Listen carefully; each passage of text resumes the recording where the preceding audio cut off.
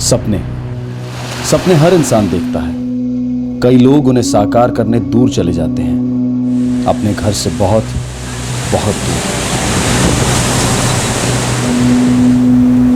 कुछ लोगों के सपने पूरे भी होते हैं, पर एक बड़ा तबका सफलता की चोटी तक पहुंच ही नहीं पाता। ये हाथ पैर मारते रहते हैं, घर लौटकर कुछ और करने को फेलियर और डिफीट समझते हैं।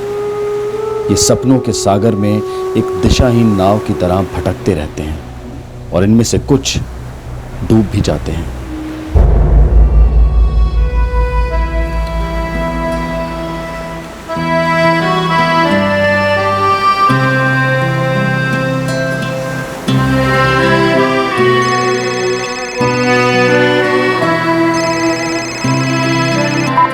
मुझे मिलना है। कोई फायदा नहीं है काजल। प्लीज काजल, तुम समझती क्यों नहीं हो? अपनी रिलेशनशिप खत्म, द एंड। आइंदा मुझे कभी फोन मत करना।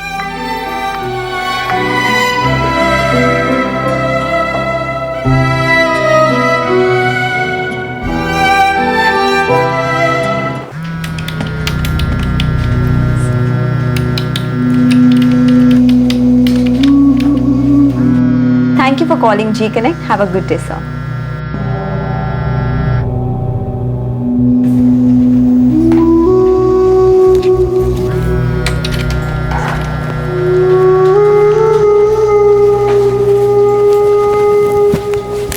हाँ काजल, बोलो। सोनिया, मिल सकती हो? काजल, मैं ऑन कॉल पे हूँ। सोनिया प्लीज थोड़ी देर के लिए मिलो, बहुत डिप्रेस फील कर रही हूँ मैं। काजल, तुम खुद से हैंडल करो। मैंने तुम्हें कितनी बार समझाया, मेरी शादी होने वाली है। मैं नहीं चाहती मेरा फियांसे तुमसे मिले। प्लीज आधे घंटे के लिए मिल लो। ओह गॉड काजल, तुम्हें समझ नहीं आता? हर चीज़ तुम्हारे हिसाब से नहीं हो सकती। मैं बिजी हूँ, मैं फ़ोन रख रही हूँ।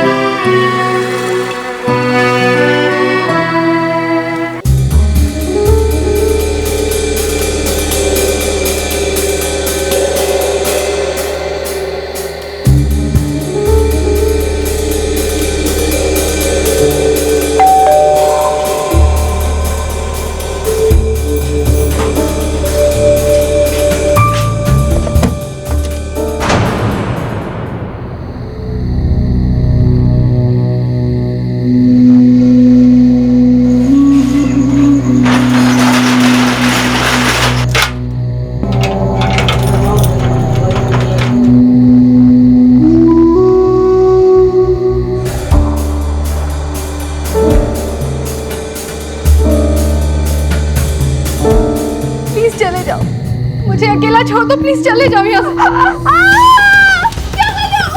छोड़ो मुझे। बचाओ!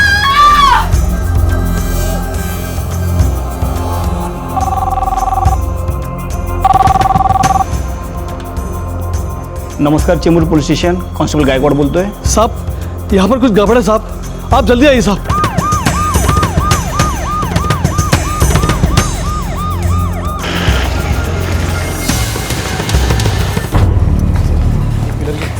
ये वाला साहब मी फोन केला होता साहब। साहब यह घर है साहब, जहाँ से चीखने की आवाज आ रही थी। ये वाला? जी साहब।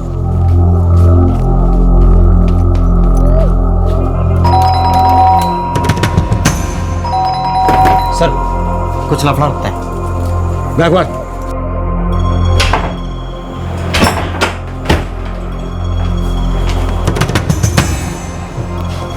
सर यहाँ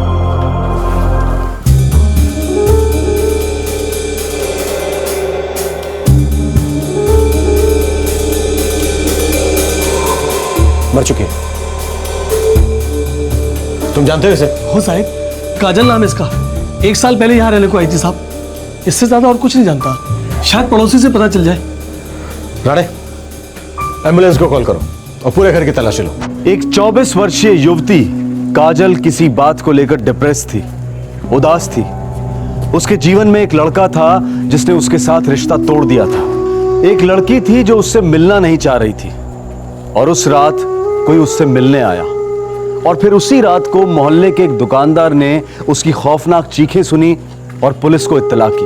पुलिस जब काजल के घर पहुंची तो उन्हें उसका शव मिला। क्या परेशानी थी काजल की? कौन था जिसने काजल को मौत के घाट उतार दिया था?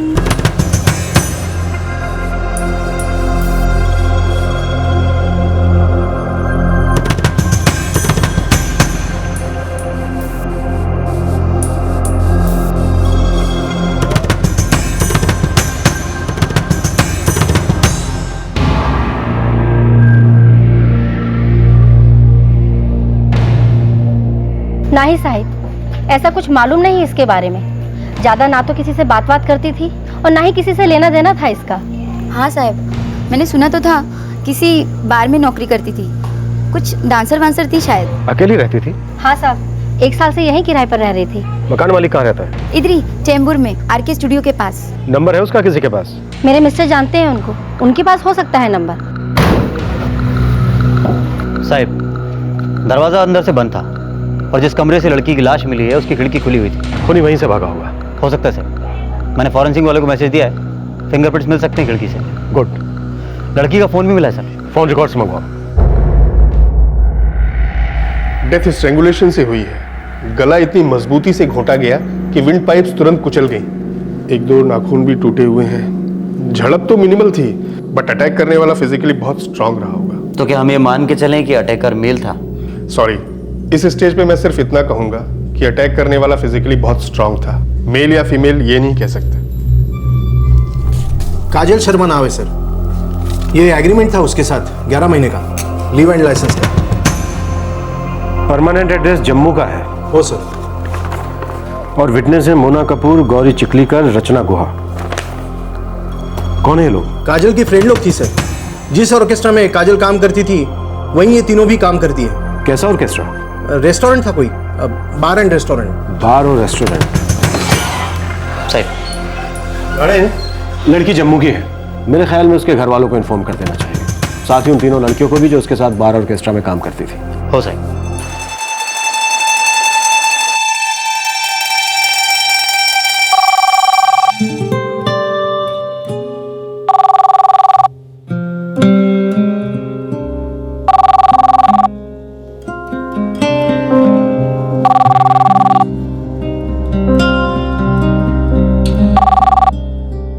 हेलो, मैं मुंबई चेंबूर पुलिस स्टेशन से कांस्टेबल विश्राम गायकवाड़ बात कर रहा हूँ। Police station? क्या बात है सर? काजल शर्मा आपकी रिश्तेदार है? हाँ, वो मेरी बहन है। क्यों, क्या हुआ उन्हें? वो ठीक तो है ना? सॉरी, उनकी डेथ हुई है। क्या? कल रात हमें उनकी लाश मिली। आप तुरंत मुंबई आ जाइए। ये मेरा कॉन्टैक्ट नंबर लिख लीजिए।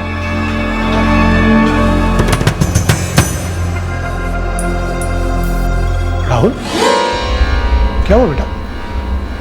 किसका फोन था? मुंबई से फोन था। बात क्या बेटा? काजल दी। काजल दी। क्या हुआ काजल को? क्या हुआ मेरी काजल को? राहुल, तू कुछ बोलता क्यों नहीं? बता ना।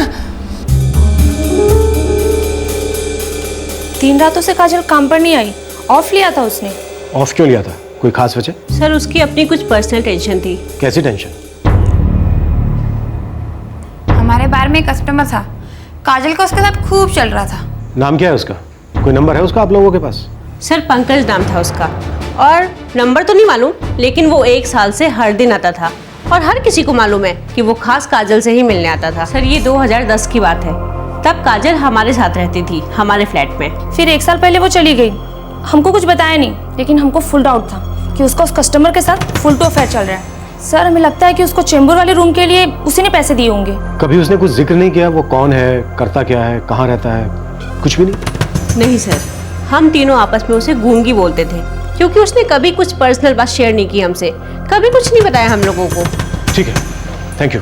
अब तुम तीनों जा सकती हो, जरूरत पड़ी तो दोबारा बुलाएंगे। Thank you sir. गाने, ये लड़कियां बता रही हैं कि काजल का किसी के साथ अफेयर था। अच्छा सर, ये फिंगरप्रिंट की रिपोर्ट आ गई जो खिड़की पे थे, किसी आदमी के हैं।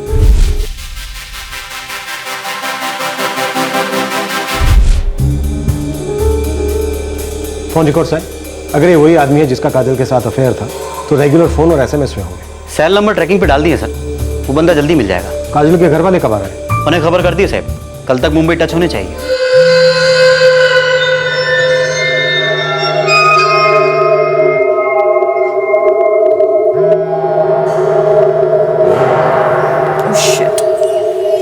हेलो।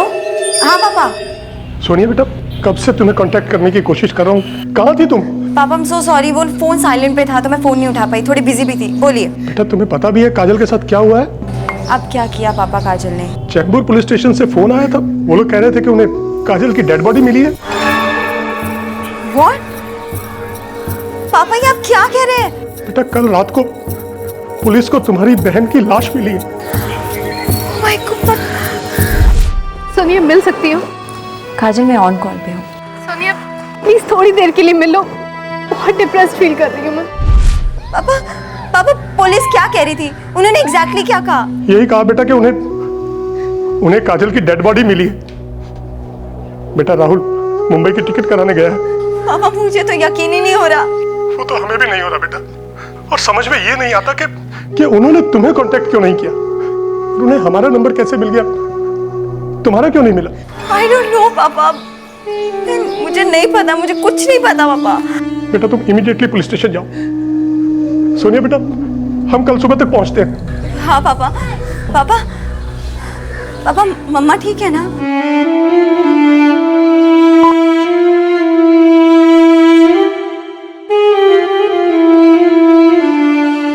मर्डर विक्टिम काजल की जिंदगी में एक आदमी था और एक बहन भी थी जिसके साथ वो रेगुलर टच में नहीं थी।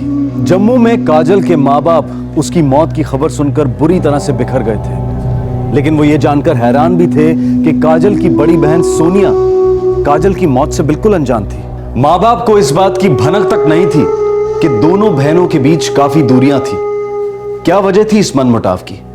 इसी बीच पुलिस को काजल के फोन रिकॉर्ड से उस आदमी का नंबर मिला जिसके साथ शायद काजल का अफेयर था। सर ये नंबर 44455666, ये नंबर बार बार दिख रहा है सर। कल शाम को भी इस नंबर पे काजल की बात हुई है। इस नंबर का पता चल गया सर। उसके बॉयफ्रेंड का? नहीं सर, उसकी बड़ी बहन सोनिया का नंबर है। बीपीओ में काम करती है, थाने में रहती है, अकेले। रानी कितनी अजीब बात है कि बड़ी बहन के यहाँ होने के बावजूद भी काजल यहाँ अकेली रह रही थी, और उसके रूम रेंटल एग्रीमेंट में भी उसकी बहन सोनिया का कहीं जिक्र नहीं है। उसकी बड़ी बहन सोनिया दोपहर को आ रही है यहाँ। रानी ये जो नंबर है 55544466, इसको फॉलो करो। सर ये पंकज का नंबर है जिसके बारे में वो तीनों लड़कियां बात कर रही थी। मुझे मिलना है। काजल तुम समझती क्यों नहीं हो? आइंदा मुझे कभी फोन मत करना काजल। डायल करो। हो सर।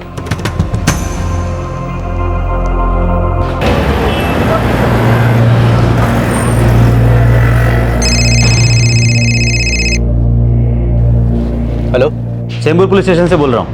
आपका नाम? जी मेरा नाम पंकज गाडगिल है। बोलिए क्या बात है? काजल शर्मा फ्रेंड है आपकी, खास दोस्ती? जी मतलब मैं उसे जानता हूँ। कल शाम को बात हुई थी आपकी उससे? सर उसने मुझे फ़ोन किया था। आप प्लीज़ बताइए ना क्या बात है। इस वक्त कहाँ हैं आप? जी मैं पूना में हूँ। दरअसल मैं पूना को ही बिलोंग करता हूँ, यहीं का हूँ। आपको मुंबई आना होगा, मिलना है आपसे।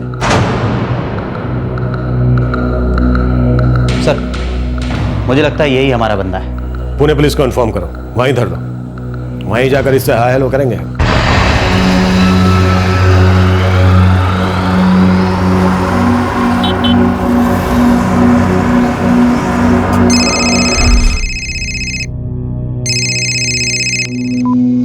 मुझे मिलना है।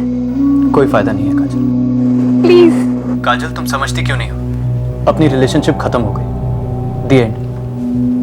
आइंदा मुझे कभी फोन मत करना काजल।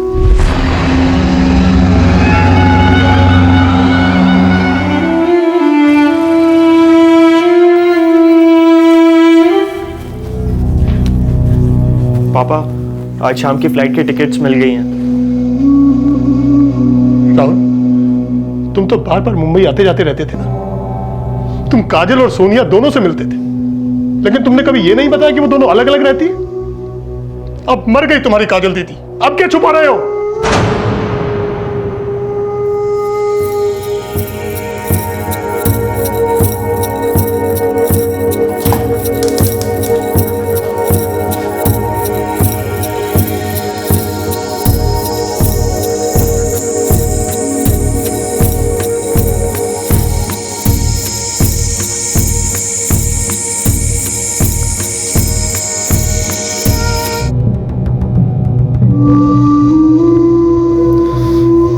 मुझे और सोनिया दी को हिम्मत ही नहीं हुई कभी आप लोगों को बताने की कि काजल दी क्या काम करती हैं। क्या क्या काम करती थी काजल? बोलना। माँ वो एक बार में डांसर थी।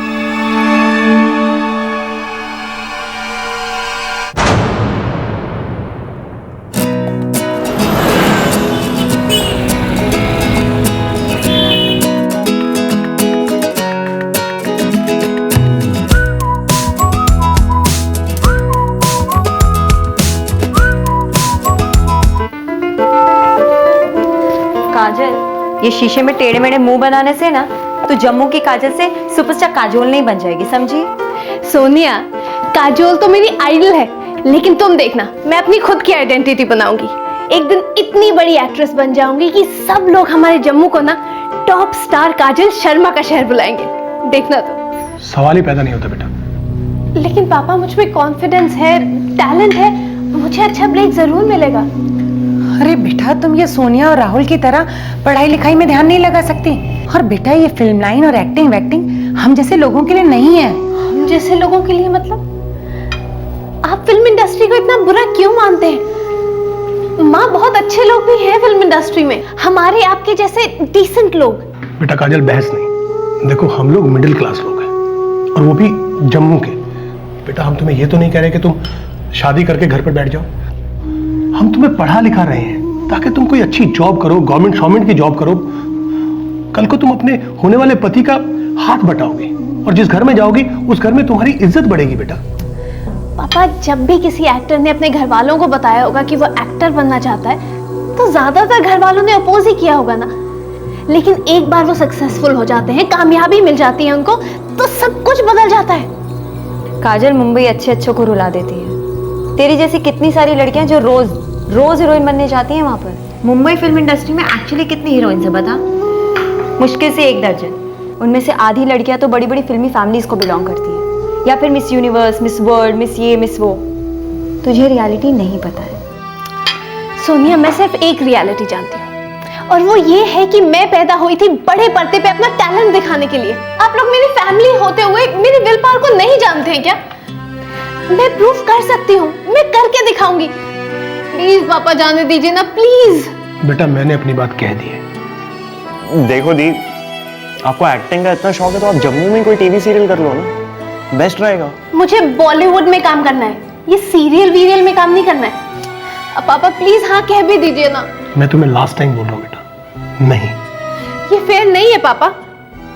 सोनिया को जो पढ़ना है वो पढ़ सकती है, राहुल के लिए भी सेम टू सेम। लेकिन जब मुझे कुछ करना होता है तो आप सब लोग खड़े हो जाते हैं मुझे लेक्चर देने के लिए। मुझे जो करना है वो मैं क्यों नहीं कर सकती पापा? क्योंकि बेटा, तुम इन दोनों की तरह पढ़ना लिखना नहीं चाहती हो। तुम तो अपनी तकदीर के सपने खुद लिखना चाहती हो, जिसके लिए हम तुम्हें अलाउ नहीं करेंगे। ठीक है, मत कीजिए अलाउ। मैं अलाउ करती हूँ। मैं अपने आप चली जाऊंगी मुंबई, मुझे किसी की परमिशन नहीं चाहिए। अरे अब ये पागलों वाली बातें मत करो। धमकी नहीं देते, माँ बाप को धमकी देना कोई अच्छी बात नहीं है। पापा, मैं सिर्फ आपका सपोर्ट मांग रही हूँ। मैं लाइफ में कुछ बनना चाहती हूँ, कुछ करके दिखाना चाहती हूँ। एक ही तो लाइफ है पापा, वो भी इतनी छोटी सी। प्लीज मान जाइए ना, प्लीज हाँ कह दीजिए, प्लीज पापा, प्लीज।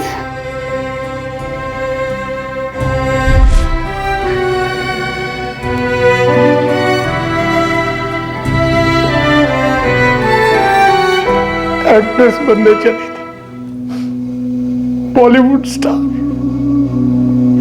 और डांस मार के एक डांसर बनकर रह गई मेरी बेटी। ये सब कैसे हुआ ना? पापा, मुझे भी सिर्फ पिछले साल ही पता चला, तब सोनिया दी का बॉयफ्रेंड हुआ करता था। सोनिया का बॉयफ्रेंड?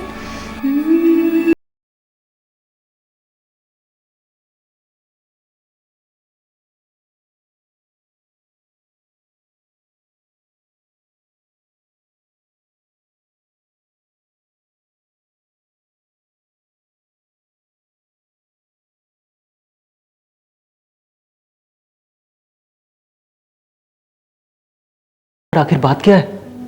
राकेश, मेरी एक बहन थी काजल, उसका मर्डर हो गया है। She is dead. Oh God, ये कैसे हो गया? मैंने तुम्हें उसके बारे में कुछ नहीं बताया था।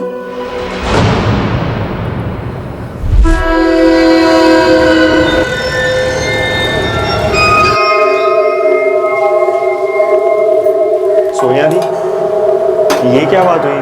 आप राकेश से काजल दी के बारे में क्यों नहीं बता रही हैं? क्योंकि रेपुटेशन राहुल, यही सब कुछ होती है। मैं यहाँ पे एक डिसेंट जॉब करती हूँ, राकेश एक टीम लीडर है, अच्छी सैलरी कमाता है, लोग मेरे यहाँ पे रिस्पेक्ट करते हैं। तो दी, काजल दी ने ऐसा क्या किया जो रिस्पेक्टेबल नहीं है, जिसकी वजह से आप उसे अपने फ्रेंड से भी नहीं मिलवाना चाहती? तुम्हें वाकई नहीं पता राहुल कि तुम्हारी काजल दी क्या करती है? मुझे नहीं मालूम है, इसलिए तो मैं आपसे पूछ रहा हूँ ना। तेरी काजल दी एक बार डांसर है। क्या? क्या हुआ? हो गई ना बोलती बात? कोई एक्टिंग नहीं करती तेरी काजल दी, ना ही किसी फिल्म इंडस्ट्री में स्ट्रगल कर रही है। एक चीप से बार में चीप लोगों के आगे डांस करती है और पता नहीं क्या क्या। छी सोनिया दी, आप ऐसे कुछ भी मत बोलो प्लीज। राहुल, तेरे छी बोलने से ये गंद कम नहीं होने वाली। तू एक बार उसके फ्रेंड से मिलेगा ना, तब सब समझ आ जाएगा। अब बता, कैसे बोलूं मैं राकेश को कि काजल क्या करती है? क्या सोचेगा वो मेरे बारे में, तुम्हारी फैमिली के बारे में? हाँ,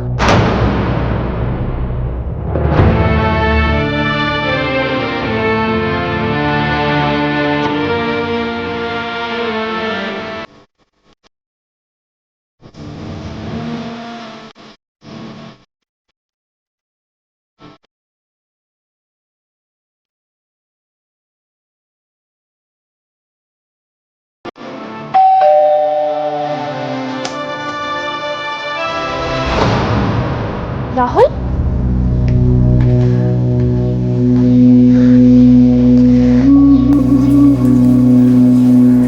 चलो अच्छा है राहुल, तुम्हें पता चल गया कि मैं क्या करती हूँ। दी, आप यहाँ पर एक्ट्रेस बनने आई थी ना?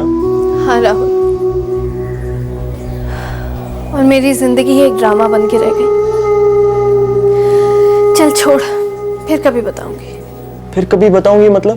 दी, मम्मी पापा को जब ये सब पता चलेगा तो वो लोग क्या सोचेंगे आपके बारे में? कभी सोचा है आपने? राहुल, मम्मी पापा को तब पता चलेगा अगर तुम ये सोनिया उनको बताओगे, और अगर ऐसा हुआ ना राहुल, मैं कभी उनसे नजरें भी नहीं मिला पाऊंगी। दी, आप वापस मेरे साथ जम्मू चलो प्लीज। दी, छोड़ो ये सब और चलो मेरे साथ। छोड़ रही हूँ राहुल, ये सब छोड़ रही हूँ और वापस घर भी आ रही हूँ। बस कुछ एक बातें सेटल करनी है, उसके बाद वापस जम्मू आ जाऊंगी। घर आके कुछ नया काम शुरू करूंगी, सच। दी, मैं पिछले 2 साल से मुंबई आ रहा हूँ, आपने मुझे कभी क्यों नहीं बताया इस बारे में? क्यों दी? क्योंकि राहुल, तब मैं वापस नहीं आना चाहती थी। मुझे लगा मैं वापस आऊंगी तो सब मेरा मजाक उड़ाएंगे, मुझ पे हंसेंगे, और मुझे भी ऐसा ही लगेगा कि मैं लाइफ में हार गई, बिल्कुल फेल हो गई। लेकिन राहुल, यहाँ पे हालात इतने बुरे नहीं हैं। मैं अच्छा खासा कमा लेती हूँ, सब ठीक ठाक चल रहा है। इनफैक्ट मेरा एक स्टडी बॉयफ्रेंड भी है राहुल, बहुत सीरियस है वो मेरे बारे में। कौन है वो दी? पंकज नाम है उसका, पंकज गाडगिल। पुणे का रहने वाला है, अच्छा खासा बिजनेस है उसका। वो मुझे हमेशा खुश रखेगा राहुल, सच।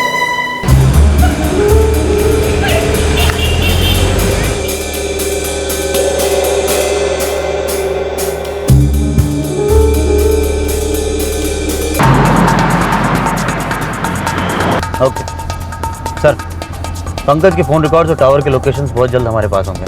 फिर पंकज हमारे पास होगा। Good job Rane.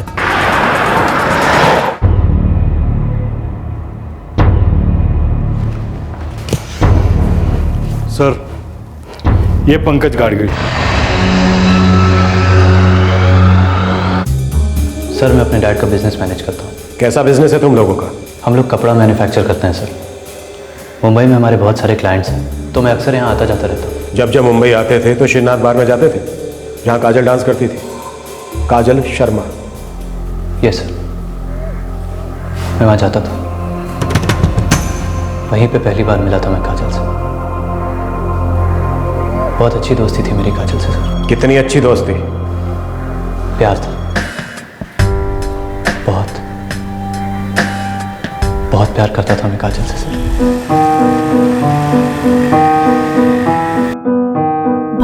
सभी लोग ये कहते हैं, I love you, I love you. 3 drinks पीने के बाद ये 3 वर्ड्स लोग बड़े आराम से बोलते हैं, पर लव क्या होता है किसी को नहीं पता। लेकिन मैं इतना जानता हूँ काजल कि मैं मेरे लव को आगे ले जाना चाहता हूँ। मतलब किसी और बड़े होटल रूम में? काजल मैं तुम्हें कैसे समझाऊं? मैं तुम्हारे साथ। हाँ पंकज, सुन रही हूँ मैं। काजल मैं चाहता हूँ कि हम दोनों साथ रहें। तुम्हारी शादी के बाद भी? ओफो काजल, तुम मुझे कितना कम समझती हो यार। पंकज, मर्दों को समझने जैसा कुछ नहीं होता। तुम मुझे बाकी के मर्दों से अलग समझती हो, तभी तो तुम यहाँ मेरे साथ आई हो, है ना? बोलो, सच की झूठ?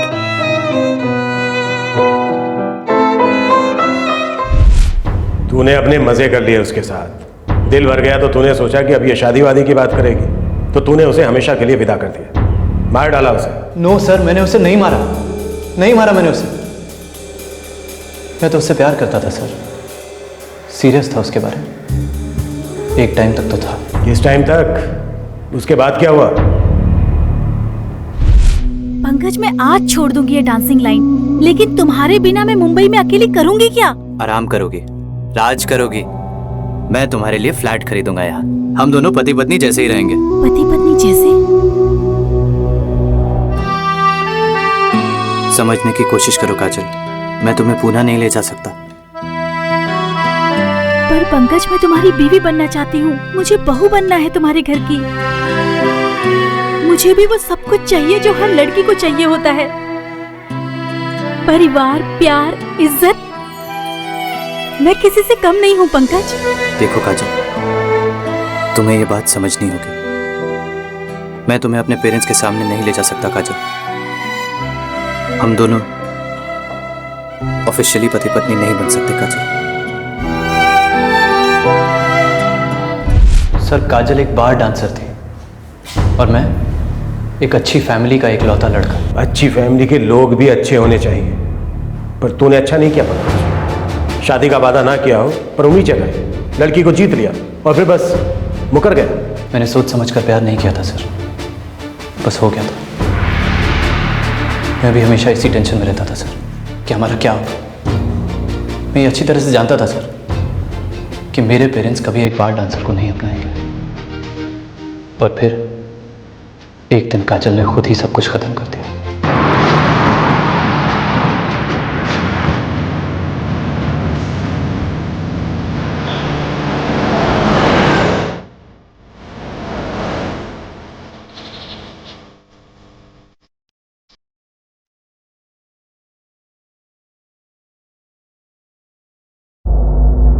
अच्छा, लेकिन पंकज ने तो तुम्हारे बारे में कभी कोई बात नहीं की। क्या हो? हाँ, मैं जानती हूँ आंटी, और मैंने भी उसे ये नहीं बताया है कि आप लोगों से मिलने में यहाँ आ जा रही हूँ। अच्छा होता अगर तुम तब आती जब वो यहाँ होता घर पर। वो तो कभी नहीं हो पाता। आप लोगों से मिलाने अपने साथ वो मुझे कभी नहीं लाता, इसलिए मैं अकेली चली आई। तुम खुद अपनी शादी की बात करने आई हो? तुम्हारे माँ बाप कहाँ हैं? कहाँ से हो तुम लोग? करते क्या है? और तुम क्या करती हो? मेरी फैमिली जम्मू में है। 7 साल पहले जम्मू छोड़कर मैं मुंबई आ गई थी। देखिए, मैं आप लोगों से कुछ छुपाना नहीं चाहती हूँ। दरअसल मैं एक बार में काम करती हूँ। पंकज से भी मैं एक बार में ही मिली थी। बार में? जी। बार में तुम क्या करती हो? ऑर्केस्ट्रा में परफॉर्म करती हूँ। फिल्मी गानों पर डांस करती हूँ आंटी।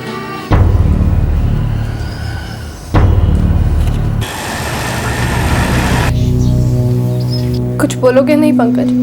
बस, आज के बाद हम कभी नहीं मिलेंगे। तुम आंसू क्यों बहा रही हो काजल? वाट तो मेरी लगी है ना। मेरे पेरेंट्स के नजरों में मुझे गिरा दिया, इतना बड़ा शौक दे दिया उन्हें। पंकज, मैंने जो कुछ भी किया मेरी एक आखिरी कोशिश थी। सिर्फ सच्चाई से, ईमानदारी से मैं एक नई जिंदगी चाहती हूँ। पंकज, तुम्हारे अलावा और तुम्हारे साथ के अलावा मेरे पास कुछ नहीं है नहीं काजल, था। क्योंकि मैं अब इस रिश्ते से आउट हूं काजल।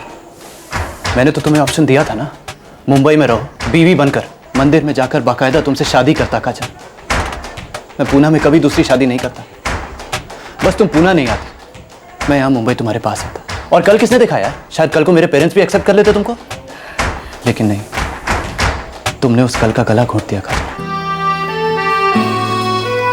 आज के बाद तुम कभी मुझे कांटेक्ट करने की कोशिश मत करना, मैं भी नहीं करूंगा। बाय।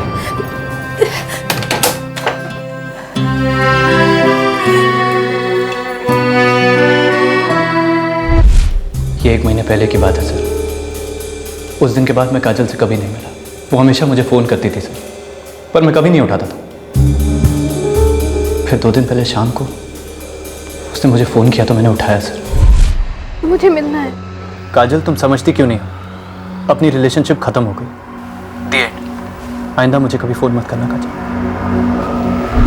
जब उसका फ़ोन आया तो तू कहाँ पर था? पूना में था सर। मुझे तो पता भी नहीं था कि वो मर गई है सर। आप लोगों ने बताया तो पता चला सर।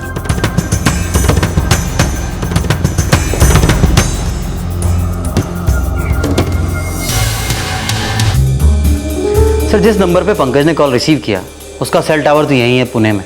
पिछले 2 दिन से वो मुंबई गया भी नहीं, फुल टाइम यही था। फिर कौन हो सकता है जो काजल के खून का प्यासा हो गया? पंकज, तुम जा सकते हो, अगर दोबारा जरूरत पड़ी तो बुलाएंगे।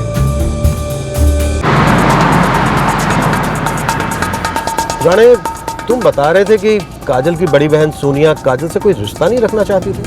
करेक्ट सर, वो नहीं चाहती थी कि उसके बॉयफ्रेंड को पता चले कि काजल क्या काम करती है, और काजल अपने प्रोफेशन को छुपाती नहीं थी।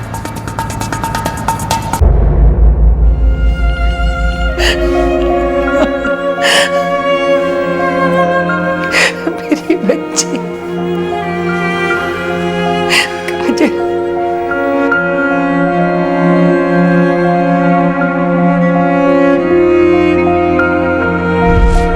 मैं प्रूफ कर सकती हूँ, करके दिखाऊंगी। प्लीज पापा जाने दीजिए ना, प्लीज। काजल कहाँ चली गई बेटा तू?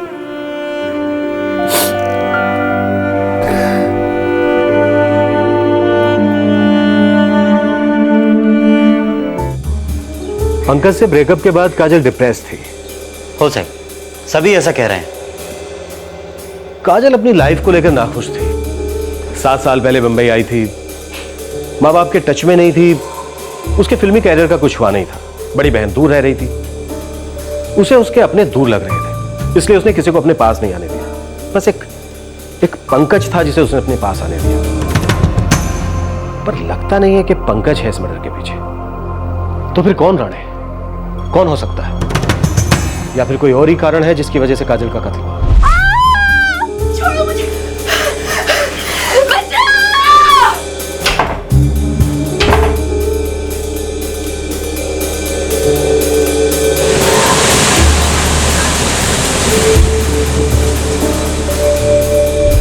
राणे, जितने भी लोगों के नाम आए हैं उनके फोन रिकॉर्ड्स और सेल टावर की लोकेशन निकलवाओ।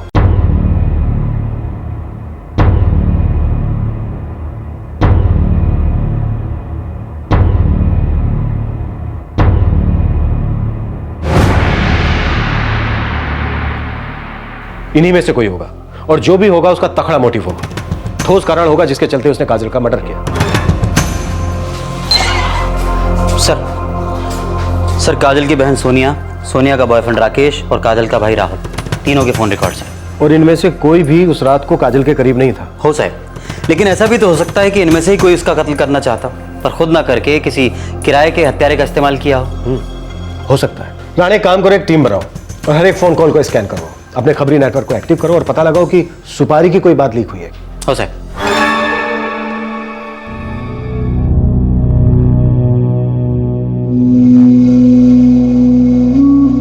पापा, पुलिस वालों ने कहा कि काजल दी की बॉडी कल तक मिल जाएगी।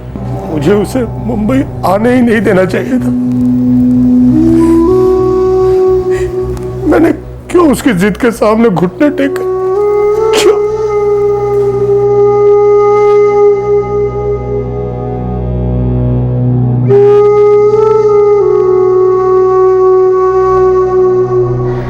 सोनिया, मैं उसका साथ दे सकती थी राकेश, अगर हम साथ में रहते तो ये सब कुछ नहीं होता। कम ऑन सोनिया, अपने आप को ब्लेम करना बंद करो। मैं उसका सपोर्ट सिस्टम बन सकती थी, उसके एम्बिशन को समझने की कोशिश कर सकती थी।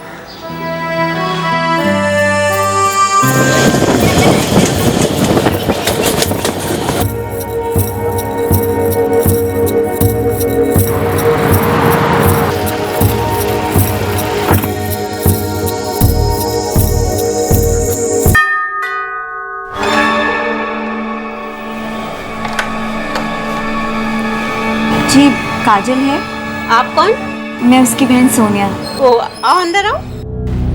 सोनिया, तुमने मुझे बताया ही नहीं कि तुम्हें मुंबई में जॉब मिल गया और तुम यहाँ शिफ्ट हो रही हो। कैसे बताती काजल, तूने तो घर पे फोन करना ही छोड़ दिया है। तू नंबर चेंज करती है और बताती भी नहीं है। पापा मम्मी कितना परेशान रहते हैं तुझे लेकर, पता है? हो क्या रहा है काजल, तू एग्जैक्टली कर क्या रही है? वो दी मैं इतनी बिजी थी कि तेरे पास एक फोन करने का टाइम नहीं है, एक एसएमएस नहीं। घर पे सब होप लगा के बैठे कि कब तुम हमें फोन करोगी और एक गुड न्यूज दोगी कि तुम्हें एक अच्छी सी फिल्म या अच्छा सा सीरियल मिल गया है। वो दी मैं ट्राई कर रही थी। कर रही थी मतलब अब नहीं कर रही है? तो तू कर क्या रही है काजल यहाँ पे सर्वाइव करने के लिए?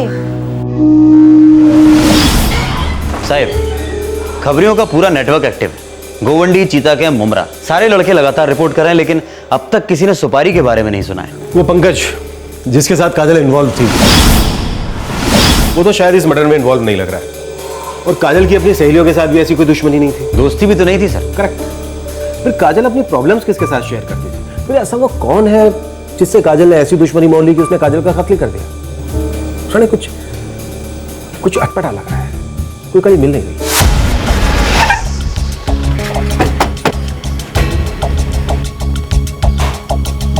मैं पक्का बोल रहा हूँ साहब, मैंने उसकी चीखने की आवाज सुनी थी।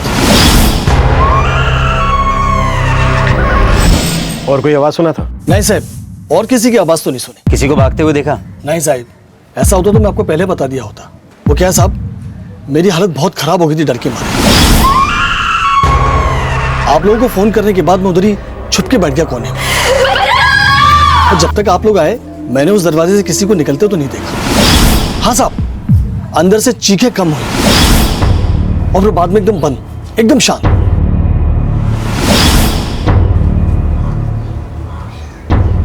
सर, ये किराए का खून ही नहीं हो सकता। उसे कैसे पता है इस खिड़की के बारे में? ये खून जरूर किसी जान पहचान वाले ने किया है। और ये जान पहचान वाला कौन हो सकता है?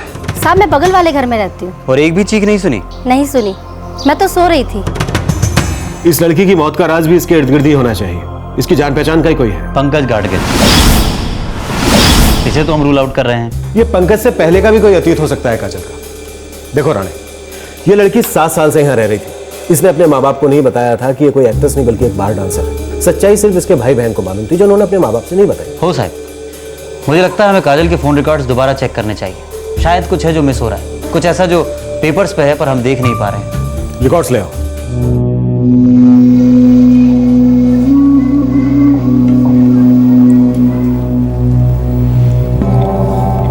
इतने बड़े शहर में तुम्हारी छोटी बहन रास्ता भटक गई थी और तुमने हमें बताना जरूरी नहीं समझा। यही संस्कार दिए थे हमने तुम दोनों बहनों को।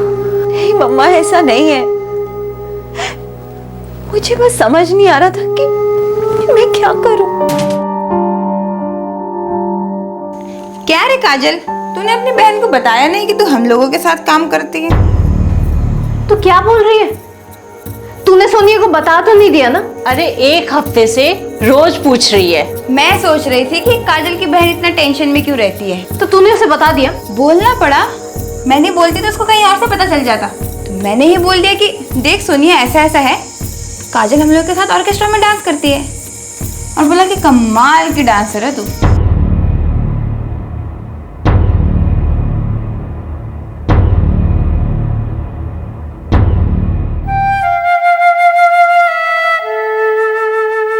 सोनिया, ये सब मैंने किया नहीं, ये सब मेरे साथ हुआ। मैं किसी से कुछ कह भी नहीं सकती थी। बस यही सोचती थी कि एक दिन मुझे एक बड़ा ब्रेक मिलेगा और मेरी लाइफ सेट हो जाएगी। पर बिना जॉब के मुंबई में सरवाइव करना इम्पॉसिबल हो गया था। कुछ भी उतना आसान नहीं था जितना मुझे लगता था। तो घर लौट आती स्टूपिड। कभी नहीं। अगर घर लौटती तो सारी जिंदगी यही लगता कि मैं फेल हो चुकी हूँ। मुझे किसी भी कीमत पर फिल्म इंडस्ट्री में एंट्री लेनी ही थी। तो मैंने सोचा कि अगर थोड़े टाइम तक सरवाइव करने के लिए करना पड़े तो यही सही। सपने, अरमान, एम्बिशन। मुझे लगा मेरे पास लुक्स है, टैलेंट है, आगे बढ़ने की एनर्जी है, तो मुझे काम जरूर मिलेगा।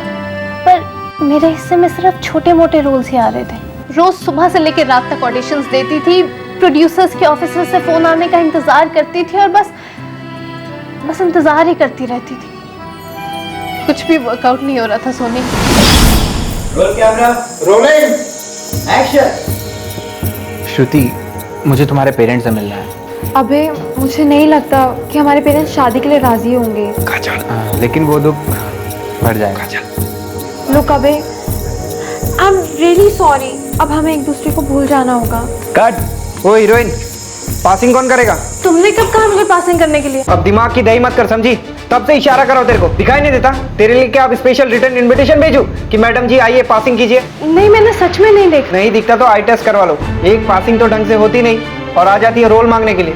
क्या हुआ सर? क्या यार मनोज, कितनी बार बोला ऐसे थके मरे लोगों को सेट पे मत भेजा करो। एक जगह पर बैठ गए तो फेविकॉल जैसे चिपक जाते। सर निष्ठा में हो सर, प्लीज सॉरी सर। आपके वजह से बात सुनना पड़ता है, समझ में नहीं आएगा आपको? मैंने जूनियर आर्टिस्ट का काम किया, क्या नहीं किया, लेकिन सर्वाइवल दिन ब दिन मुश्किल होता जा रहा था। कभी कभी तो लगता था सीधा जम्मू तवी एक्सप्रेस पकड़ूं और वापस घर आ जाऊं। पर फिर मोहल्ले वालों की हंसी सुनाई देती थी, रिश्तेदारों के ताने सुनाई देते थे कि देखो क्या करने निकली थी और तुम दबाकर वापस आ गई। पर तू बार डांसर कैसे बनी? कुछ साथ काम करने वालों ने सजेस्ट किया था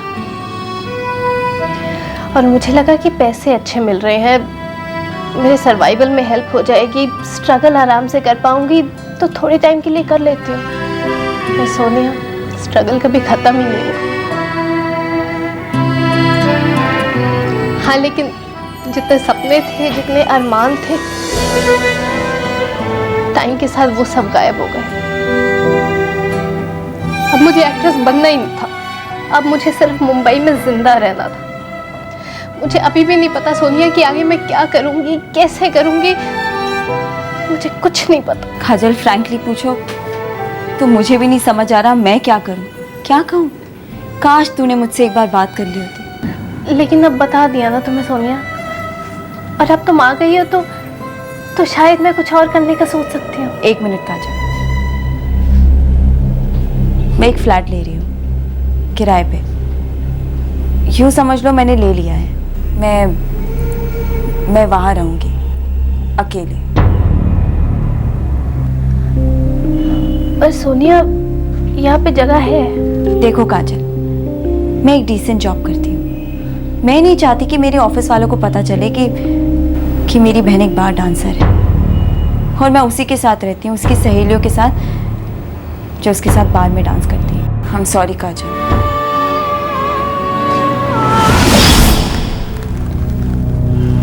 काजल ने ऐसा सोचा ही क्यों कि वापस आना उसकी हार समझा जाएगा।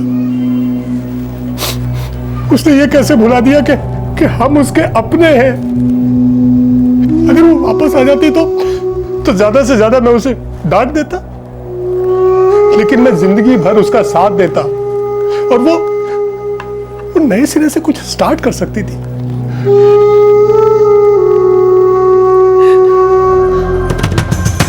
सर, ये काजल के फोन रिकॉर्ड्स को मैंने बार बार चेक किया, हर एक नंबर चेक किया। फिर सर एक नंबर है जिससे बार बार काजल के फोन पर कॉल किए गए, लेकिन अजीब बात यह है कि काजल ने कभी उस नंबर पर कॉल बैक नहीं किया। ये देखिए 22244877।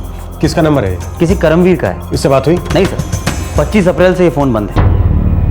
25 अप्रैल को काजल का मर्डर हुआ था? हो सर। इस करमवीर का कोई एड्रेस? सेम चौक जहाँ पे काजल रहती थी। गाड़ी निकालो।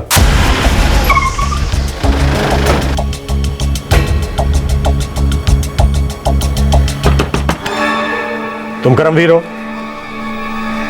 जी नहीं, मैं विवेक हूँ। तो फिर करमवीर कौन है और कहाँ है? सर, करमवीर मेरा रूम पार्टनर था। था? हाँ, पिछले 5 दिनों से गायब है, घर नहीं आया। मतलब 25 अप्रैल से गायब है? तुम्हारे चाल की काजल नाम की लड़की का मर्डर हुआ है, जानते ही होगे। हाँ सर, मैंने सुना इसके बारे में, लेकिन मैं उसे नहीं जानता था। करमवीर जानता था उसे? मालूम नहीं सर, मैं उसकी पर्सनल लाइफ में इंटरफेयर नहीं करता था। हम सिर्फ ये रूम शेयर करते हैं। वो करता क्या है? सर वो इलेक्ट्रॉनिक गुड्स का ब्रोकर है और घूमता रहता है देश भर, और कभी कभी तो आउट ऑफ इंडिया भी जाता है। वो है कहाँ? मुझे मालूम नहीं सर।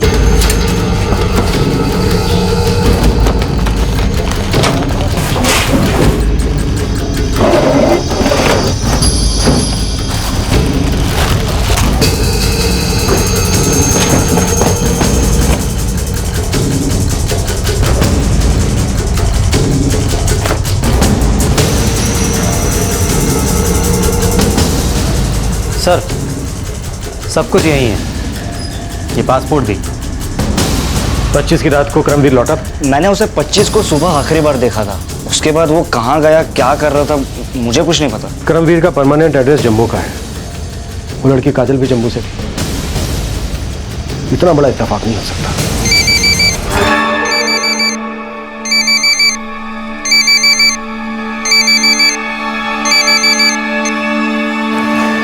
Yes inspector. किसी करमवीर को जानती हैं आप? करमवीर? करमवीर है ना, जम्मू से है। फोन रिकॉर्ड्स बताते हैं कि ये करमवीर आपकी बेटी के रेगुलर टच में था। ये लड़का भी जम्मू से ही बिलोंग करता है और ये रहता भी उसी चाल में है जहां आपकी बेटी काजल रहती थी। और ये 25 अप्रैल की रात से गायब है, यानी कि आपकी बेटी की कत्ल की रात से। हम तो किसी करमवीर रैना नाम के आदमी को नहीं जानते, ये नाम भी हम पहली बार सुन रहे हैं। मुंबई आने से पहले आपकी बेटी काजल का जम्मू में किसी के साथ कोई अफेयर था? नहीं इंस्पेक्टर साहब, हमारी जानकारी में तो ऐसा कुछ भी नहीं था। हाँ, अगर हमारी पीठ पीछे कुछ हो तो कह नहीं सकते। सर। हाँ राणे बोलो। सर जम्मू में करमवीर का एड्रेस ट्रैक डाउन हो गया है, वहाँ की पुलिस को एक्टिवेट कर दिया। यहाँ से कुछ मिला? मुंबई से एक ट्रेवल एजेंट है, उसी चौल से ऑपरेट करता है। करमवीर की सारी टिकटिंग वही संभालता था।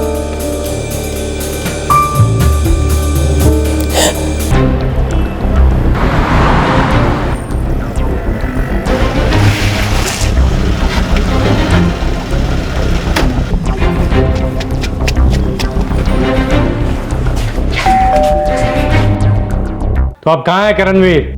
साहब 1 महीने से मेरे बेटे की कोई खबर नहीं है। उसके लिए तो हम खुद बहुत परेशान हैं साहब। और ये काजल शर्मा कौन है जी? मैं तो ये नाम पहली बार सुन रही हूँ। अच्छा जी।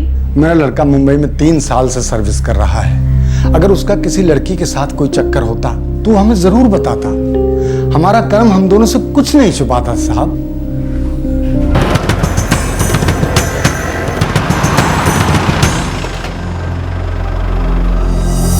हाँ सर, करमवीर की सारी टिकट्स मैं ही बुक करता था। वो करता क्या है? ब्रोकर है, कंसल्टेंट भी है। कई बार दिल्ली, कोलकाता, दुबई, सिंगापुर आता जाता रहता था। तुम काजल शर्मा को जानते थे? हाँ सर, बेचारी का 5 दिन पहले ही मर्डर हो गया ना। क्या करमवीर वो जानता था काजल को? सर एक्चुअली काजल भी अपनी सारी टिकट्स मुझसे ही बुक करवाती थी, ज़्यादातर शिरडी की बस के लिए। अब करमवीर और काजल के बीच में, हाँ सर, एक करीब 6 महीने पहले करमवीर ने काजल के बारे में मुझसे कुछ पूछा था। और बता भाई, इस बार कितने दिन के लिए जा रहा है? 2 क्लाइंट से मीटिंग है तो 1 हफ्ता तो कहीं नहीं गया। ऐसे ना तेरी पूरी दुनिया घूमता है तू। भैया दूर के ढोल सुहाने ही लगते हैं। हमसे पूछो, धोबी के कुत्ते बने हुए हैं, कोई एक जगह ठिकाना ही नहीं है। बाय गॉड यार, अगर दुबई, सिंगापुर कहीं कोई परमानेंट जॉब लग जाए ना, मैं तो इंडिया को टाटा गुड बाय बोल दूंगा हमेशा के लिए। हाय आकाश। अरे काजल।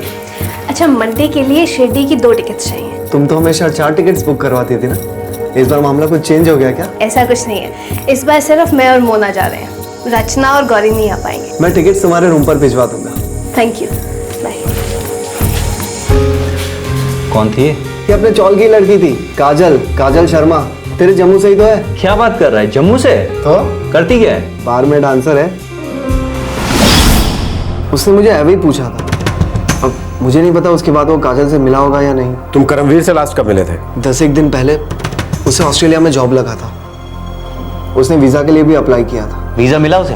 क्योंकि उसके घर से जो पासपोर्ट हमें मिला है उसमें ऑस्ट्रेलिया का वीजा नहीं है। जी नहीं सर, उसे वीजा नहीं मिला, प्रॉब्लम आ गया यार। वर्क वीजा ऐसे नहीं मिलता यार। तो ऐसा वैसा कुछ करना, भाई मेरी लॉटरी का टाइम आ गया है। वहाँ एक पार्टी है जो मेरा जॉब पक्का कर रही है, बस मुझे यहाँ से वर्क वीजा लगवाना है। ऑस्ट्रेलिया में अगर इमिग्रेंट वीजा चाहिए तो शादी कर लो। शादीशुदा कपल्स को सबसे पहला प्रेफरेंस दिया जाता है, और इमिग्रेंट वीजा मिलना मतलब फुल आज़ादी। फिर चाहे जो मर्जी कर ऑस्ट्रेलिया में, बाद में वहाँ की सिटीजनशिप भी ले सकता है तू, और सबसे पहले शादी। अब ये मत बोलना कि शादी के लिए लड़की भी मैं ही अरेंज करके दूं। मैं सिर्फ टिकट्स और वीजा अरेंज करा सकता हूँ बॉस।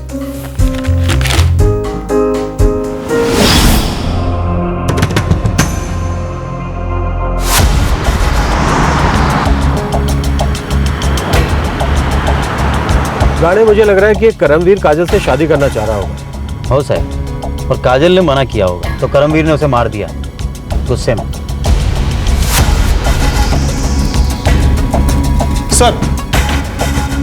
सर जम्मू पुलिस ने फोन किया था, करमवीर वहाँ नहीं मिला, और वहाँ उसका कोई क्रिमिनल रिकॉर्ड भी नहीं है। मुंबई में कोई रिकॉर्ड? यहाँ पर भी उसका कोई क्रिमिनल रिकॉर्ड नहीं है। अगर कोई रिकॉर्ड नहीं है, इसका मतलब वो मजा हुआ क्रिमिनल नहीं है। मर्डर के तुरंत बाद वो भाग गया, पासपोर्ट भी लेकर नहीं गया, डर गया होगा। वो काजल को अच्छी तरह से जानता था, पहले भी उसके घर जा चुका था। काजल ने दरवाजा खोलकर उसको घर के अंदर लिया होगा, और मर्डर करने के बाद वो खिड़की से कूदकर भाग गया। उसने अपना नंबर स्विच ऑफ किया है, लेकिन यह भी तो हो सकता है कि वो उसी मोबाइल में दूसरा सिम कार्ड डालकर इस्तेमाल कर रहा हो सकता है सर, मैं मोबाइल ट्रैकिंग पे डाल देता हूँ।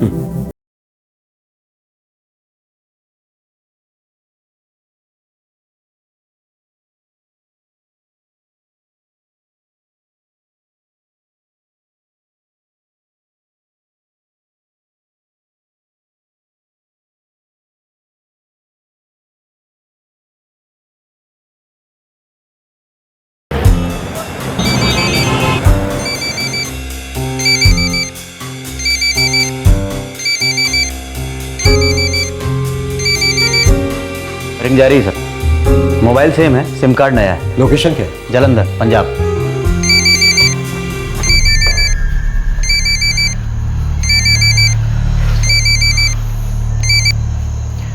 हेलो, करमवीर। कौन बोल रहा है? कहाँ हो तुम करमवीर? तू कौन बोल रहा है बे? तेरी शामत आई है करमवीर, हम लोग तेरे पीछे साई की तरह लगे। तू ये बता, जालंधर में कहाँ है तू? काट दिया सर। जालंधर पुलिस को एक्टिव करो जल्दी, वो बचकर निकल ना पाए।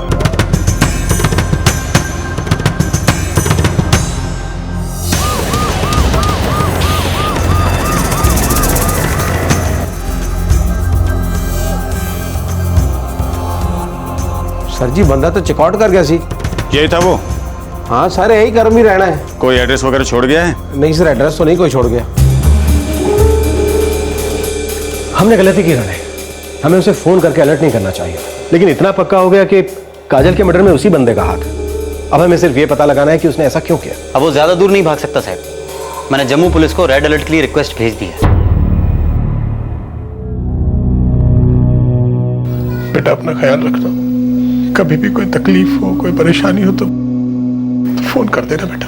काजल की मौत का दुख तो हमें जिंदगी भर रहेगा, लेकिन उससे भी बड़ा दुख इस बात का है कि वो जब तक जिंदा रही ये समझती रही कि हम उसके दुख को नहीं समझेंगे, उसकी मदद नहीं कर पाएंगे।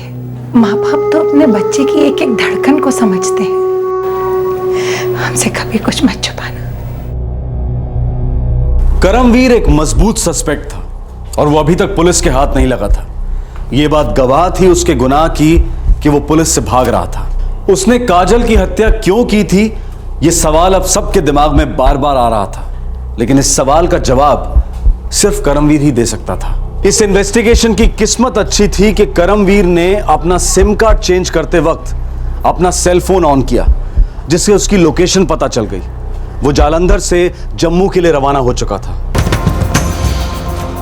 456874657647। सर, ये करमवीर का नया नंबर है, उसने मोबाइल ऑन किया था, जम्मू पहुंच गया है वो। फैमिली से मिला? नहीं सर, वहां नहीं पहुंचा अभी तक।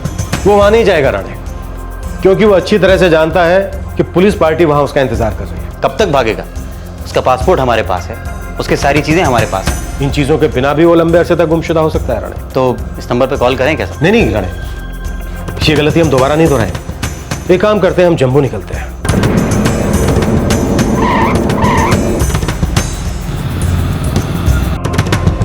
हमारे डिपार्टमेंट से आपको पूरा कोऑपरेशन मिलेगा sir. Thank you officer.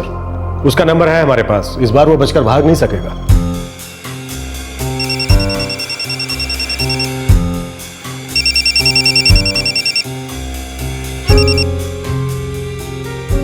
Hello जी 4568476767 जी। वाजिद हसन बोल रहा हूँ गोल्डन ट्रेडर्स से। कौन चाहिए आपको? किससे बात करनी है? जनाब आपका ये नंबर लकी ड्रॉ में सिलेक्ट हुआ है। लेकिन आपको मेरा नंबर मिला कैसे? जनाब हमारा एक टेलीफोन कंपनी के साथ टाई अप है, हमने एक लकी ड्रॉ निकाला और आपका नंबर सिलेक्ट हो गया। अब आप इस लॉटरी के हकदार हैं। लॉटरी जीती है मैंने? जी हाँ, आपने 25,000 की लॉटरी जीती है। आप हमारे ऑफिस आ जाइए अपने सिम कार्ड का काउंटर फॉइल लेकर और अपना चेक कलेक्ट कर लीजिए। लेकिन आपका ऑफिस है कहाँ पे? नाज होटल में, गोल मार्केट के आगे, चौराहे के पास। ठीक है। ये ऑफर आज शाम को 6 बजे तक है, आप आ जाइए और आपका चेक बन जाएगा। ओके। पुलिस ने एक जाल बिछाया। ये जाल करमवीर को बहला फुसलाकर अपनी ओर लाने के लिए था। पुलिस कतई नहीं चाहती थी कि पहले की तरह इस बार भी करमवीर चौकन्ना हो जाए और अपना सिम कार्ड बदल ले। लेकिन क्या यह प्लान सफल हुआ?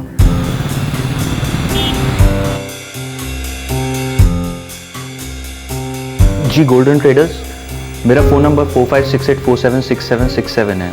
जी मुझे यहाँ से फ़ोन आया था एक लॉटरी के लिए। वेलकम करमवीर। लॉटरी यहाँ नहीं, मुंबई थाने में लगी है।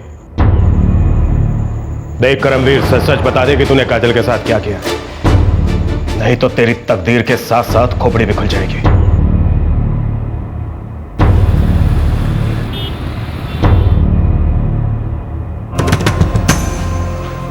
मुझे अच्छी लगी थी वो।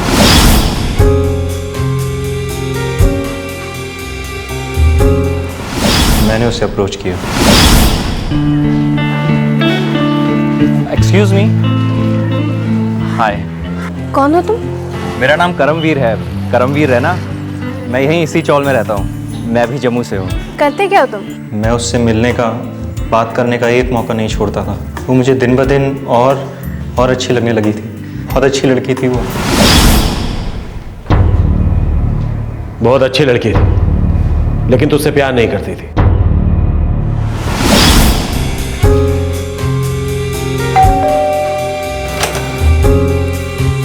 हाय, देखो करम, तुम बहुत अच्छे लड़के हो, लेकिन क्या काजल? मैं किसी और को लाइक करती हूँ।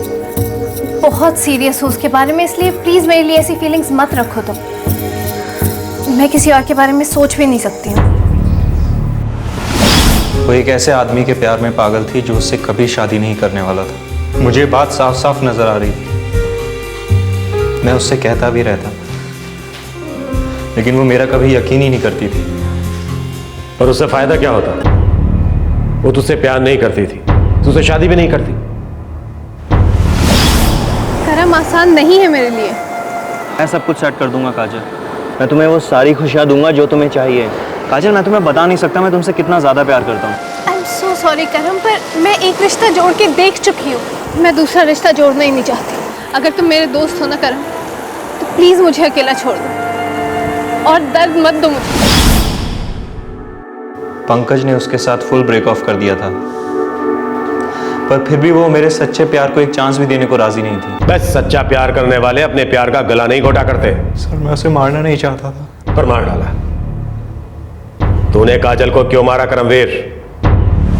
ऑस्ट्रेलिया में अगर इमिग्रेंट वीजा चाहिए तो शादी कर ले। शादीशुदा कपल्स को सबसे पहला प्रेफरेंस दिया जाता है। मैंने मुंबई में कई साल स्ट्रगल किया, खून पसीना बहाया, और इस सब के बाद मुझे ऑस्ट्रेलिया में एक बेहतर जिंदगी बनाने का चांस मिल रहा था। काजल ने भी मुंबई में बहुत स्ट्रगल की थी, मुझसे ज़्यादा तकलीफ़ें देखी थी। मुझे लगता था अगर हम दोनों मिल गए तो ऑस्ट्रेलिया में एक बेहतर ज़िंदगी बना सकते हैं, पर उसे वो ज़िंदगी दिख ही नहीं रही थी। जितना दिखाने की कोशिश कर रहा था वो देख ही नहीं रही थी।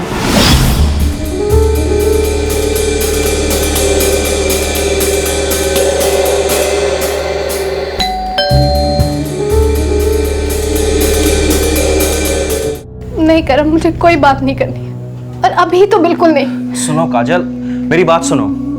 हम दोनों ने इस शहर में अपने अपने सपनों को चूर होते हुए देखा है। वहाँ ऑस्ट्रेलिया में हम अपने नए सपने देख सकते हैं और उन्हें साकार भी कर सकते हैं। मेरे अब कोई सपने नहीं है करम। मेरे अंदर जो कुछ भी था सब चूर चूर हो गया है। तुम समझते क्यों नहीं हो? मेरे अंदर कोई फीलिंग्स नहीं बची हैं। सच तो ये है कि मैं जिंदगी में फेल हो चुकी हूँ और ये सच्चाई कभी नहीं बदल सकती। मेरे पास कोई चारा नहीं है। काजल, मैं तुम्हें चारा नहीं, एक मौका दिखा रहा हूँ। मुझे कुछ नहीं देखना, कुछ नहीं समझना। बस मेरे अंदर कोई तार टूट गई, सुन्न हो गया दिमाग, दिल। सर मैं मानता हूँ मैंने गुस्से में बहुत बड़ी गलती कर दी, पर मेरे दिल में उसके लिए नफरत नहीं थी सर। मैं उसे मारना नहीं चाहता, लेकिन उस पल में वो मुझे इतनी दूर महसूस हुई कि मैंने उसे मार डाला। मुझे ऐसा लगा कि जैसे उसे मार के वो दूरी हमेशा के लिए मिट जाए।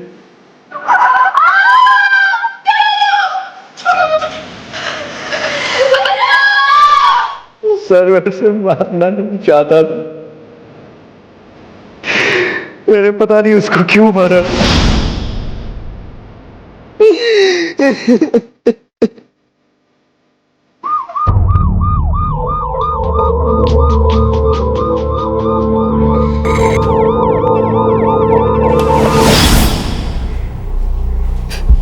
स्टेटमेंट लेकर इसके सिग्नेचर ले लो और कल कोर्ट में हाजिर करो इसे।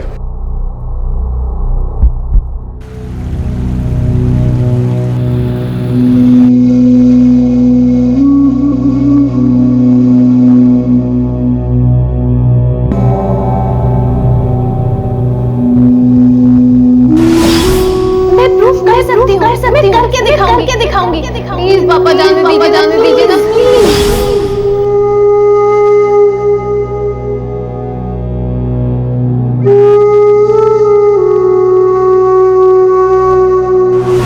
सोनिया थोड़ी देर के लिए मिलो डिप्रेस फील कर रहा है।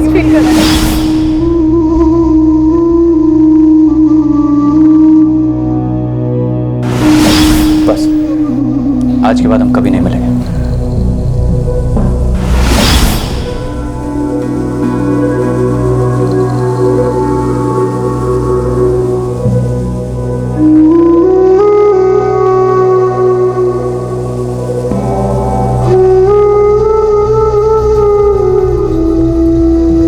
करमवीर इस वक्त पुलिस कस्टडी में है और उसके खिलाफ काजल के कत्ल के चार्जेस फाइल किए जा रहे हैं।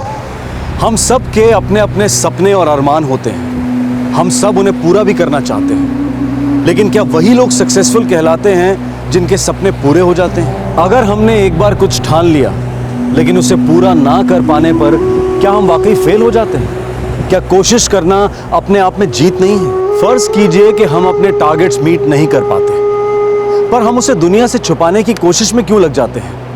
फेल होना कोई गुनाह तो नहीं है। हो सकता है कि उसमें भी कोई सीख हो, शायद हमारी मेहनत में ही कोई कमी रह गई हो। लेकिन लगातार किसी कोशिश में फेल होना भी हार की निशानी नहीं है, बेइज्जती नहीं है, बल्कि एक दस्तक है कि शायद हम गलत पहाड़ पर चढ़ रहे हैं, शायद हमारी मंजिल कहीं और ही है। एजुकेशन हो, करियर हो या फिर रिश्ते हो, हार कभी फाइनल नहीं होती है।